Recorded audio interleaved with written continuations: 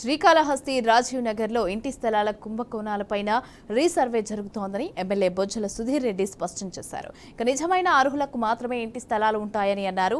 భూ కుంభకోణానికి సంబంధించిన మాజీ ఎమ్మెల్యే పైన కూడా విచారణ జరిపిస్తామని తెలిపారు. గంజాయి మత్తు పదార్థాలతో వ్యాపారులు చేసేవారని ఇక వారంలోనే అరెస్టు చేస్తామని కూడా హెచ్చరించారు.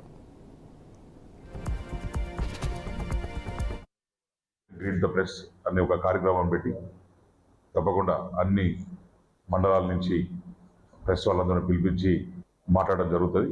పర్సనల్గా ఎవరైతే టీడీపీకి సపోర్ట్ చేశారో, ఎవరైతే బాగా కరెక్ట్గా రాస్తున్నారో వాళ్ళకు మాత్రం 100% సపోర్ట్ ఉంటుంది. ఎవరైతే గడిచిన 5 సంవత్సరాల్లో తప్పుడు రాతలు రాసినారో, తప్పుడు కార్యక్రమాలు చేశారో, ఎవరైతే ప్రెస్ ముసుగులో పిచ్చి పిచ్చి ఆశలు చేస్తున్నారో అందరూ కూడా ఇబ్బందులు తప్పవు. ఇది వెరీ క్లియర్.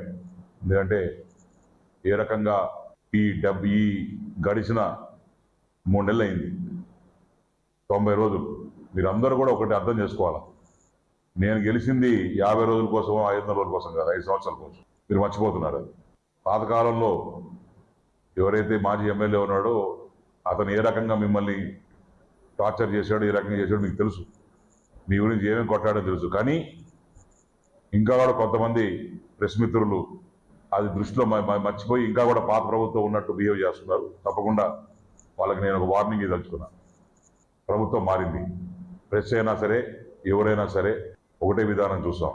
ఎవరన్నా తప్పుడు వార్తలు రాసినా, తప్పుడు సమాచారాలు చేసినా అది వాళ్ళ పర్సనల్ వెండేటా కింద తీసుకొని తప్పకుండా మేము కూడా చర్యలు తీసుకుంటాం. తప్పకుండా. ఎందుకంటే ప్రెస్ ఉంది కాబట్టి